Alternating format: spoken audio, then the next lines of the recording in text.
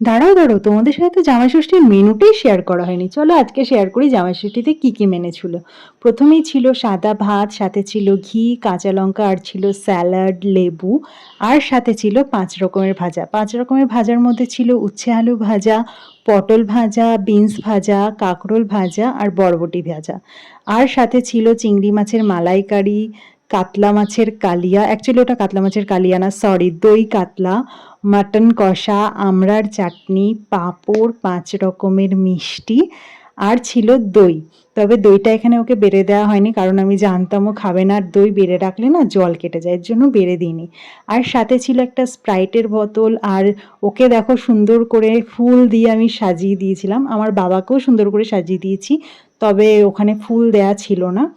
তো যদিও এখানে সবটা খাবারও একা খাবে না, আমাকে সাথে বসিয়ে নিয়ে খাওয়াবে, আমিও ওর সাথে একই থালায় খেয়ে নিয়েছিলাম।